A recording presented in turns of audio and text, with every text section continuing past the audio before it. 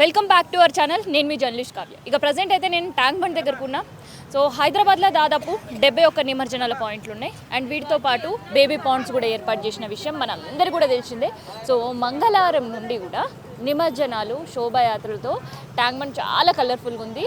హైదరాబాద్లో ఎన్ని నిమజ్జన పాయింట్లు ఉన్నా కూడా, హైదరాబాద్ చుట్టూ ఎన్ని బేబీ పాండ్స్ ఏర్పాటు చేసినా కూడా సో ఎక్కువ మంది పబ్లిక్ వచ్చేది ఖైరతాబాద్ గణపతి నిమజ్జనం చూడడంతో పాటు ఇక్కడ జరిగే నిమజ్జన శోభాయాత్రలు చూడడానికి. అండ్ చాలామంది వినాయక మండపాలు పెట్టిన వాళ్ళు కూడా వాళ్ళకి నియర్ బై చెరువులు ఉన్నా కూడా ట్యాంక్ బండ్లోనే నిమజ్జనం చేయాలని ఒక సెంటిమెంట్తో కావచ్చు, అండ్ వాళ్ళకి ఉండే ఉత్సాహం కావచ్చు. సో ఇట్లా ఏదైనా కావచ్చు.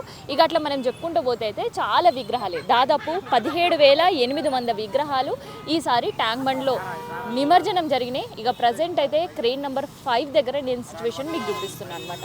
సో ట్యాంక్ బండ్ దగ్గర కావచ్చు, అండ్ నెక్లెస్ రోడ్ దగ్గర ఉండే పీపుల్ ప్లాజా దగ్గర కావచ్చు, అండ్ టువర్డ్స్ ట్యాంక్ బండ్ నుంచి మనకి సికింద్రాబాద్ వైపు వెళ్ళే రూట్ వైపు కావచ్చు. సో ఇట్లా ఇక్కడ నిమజ్జనానికి సంబంధించిన పాయింట్లు ఏర్పాటు చేసిన విషయం మనందరికీ కూడా తెలుసు కదా. సో నిమజ్జనాలు మనకి మంగళవారమేనే, అండ్ మంగళవారం రాత్రి తీసుకొచ్చిన వాళ్ళు బుధవారం చేసారు, అండ్ మంగళవారం సెంటిమెంట్ ఉండేవాళ్ళు బుధవారం కదిపి గురువారం తీసుకొని వచ్చారు అనమాట. సో మళ్ళీ శుక్రవారం రోజు గణపతుడిని ఎవరిని కూడా నిమజ్జనం చేయొద్దని. సో నిన్నటితో నిమజ్జనాలు అన్నీ కూడా సంపూర్ణమైన హైదరాబాద్లో. సో ఒక్కసారి మనం హుస్సేన్ సాగర్ దగ్గర ఉండే సిచ్యువేషన్ చూస్తుంటే, సో విగ్రహాలు అయితే మనకు తెలిసిందే సంపూర్ణంగా నిమజ్జనాలు చేస్తున్నామని, ఏర్పాట్లు చేస్తున్నామని చెప్పారు. దానికి సంబంధించిన మరి క్లీనింగ్ ప్రాసెస్ ఎంతవరకు చేసారు అధికారులు అంటే, ఒకసారి సాగర్ దగ్గర ఉండే సాగర తీరం వైపు మనం చూస్తుంటే మనకు కనిపిస్తుంది. సో ఒకవైపు హైకోర్టు ఆదేశాలు కూడా ఉన్నాయి.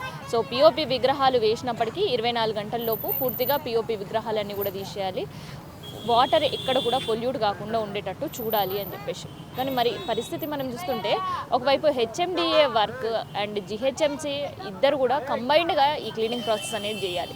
సో మరి చేసేటోళ్ళు మరి క్లీనింగ్ ఎంతవరకు చేసిండ్రు, అండ్ విగ్రహాలను ఎంతవరకు తీసి బయట వేసిండ్రు అంటే, సో మ్యాక్సిమం విగ్రహాలు అయితే తీసి బయట వేసిండ్రు, కానీ పూర్తి స్థాయిలో విగ్రహాలు అయితే తీసి బయట వెయ్యని పరిస్థితి ఉంది అని నేను చెప్పుడు కాదు.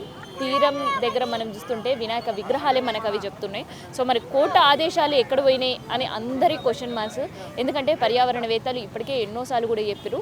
సో గణపతికి సంబంధించిన కొంతమంది సెంటిమెంట్స్ ఉంటాయి కాబట్టి సో చేసినప్పటికీ దాని పూర్తి బాధ్యత జిహెచ్ఎంసీ హెచ్ఎండిఏ తీసుకోవాలని. మరి ఆ పూర్తి బాధ్యతలో ఎంతవరకు అధికారులు సఫలమైనరు తీసుకున్నట్లా అంటే, సాగరం తీరం వైపు ఇటు ట్యాంక్ బండ్ వైపు కావచ్చు, పీపుల్ ప్లాజా వైపు కావచ్చు, అండ్ టువర్డ్స్ సికింద్రాబాద్ వైపు కావచ్చు, ఇట్లా నేను చెప్పుకుంటూ పోతే సాగర తీరం అంతా కూడా వినాయక విగ్రహాలతో ఇవాళ ఇంకా మనకు కనిపిస్తుంది.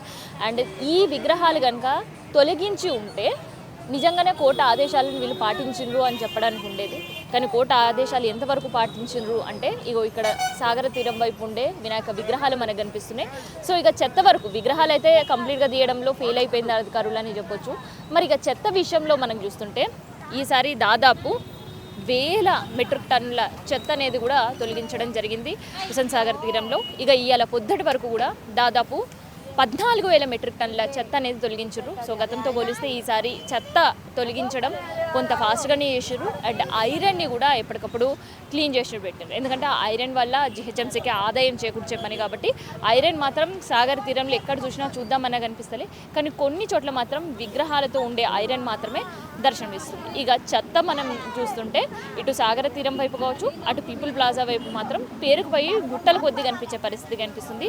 ఈ క్లీనింగ్ ప్రాసెస్ అయితే మనకి మంగళవారం నిమజ్జనం స్టార్ట్ అయిందంటే మంగళ, బుధ, గురు, శుక్ర 4 రోజులు. సో ఇంకో 2 రోజులు కూడా హుస్సేన్ సాగర్ మొత్తం కూడా తీరం వైపు ఉండే చెత్తను తొలగించే పనిలో ఉంటారు. అండ్ దాంతోపాటు విగ్రహాలకు సంబంధించిన వేస్ట్ మెటీరియల్ సంబంధించి కావచ్చు, అండ్ నిమజ్జనానికి సంబంధించి ఏవైతే మెటీరియల్స్ వేసి ఉంటారో డివోటీస్, అవన్నీ తొలగించే పనిలో అయితే అధికారులు ఫుల్ బిజీ ఉంటారు. సో నిమజ్జనం మంగళవారం అయినా పూర్తి స్థాయిలో హుస్సేన్ సాగర్ ఈ విగ్రహానికి సంబంధించి పూర్తిగా తొలగించాలి వ్యర్థాలు అంటే మాత్రం మినిమం 10 రోజులు అయితే పడుతుంది. సో ఇది హుస్సేన్ సాగర్ తీరం వైపు జరుగుతున్న క్లీనింగ్ ప్రాసెస్ సంబంధించిన ఇన్ఫర్మేషన్.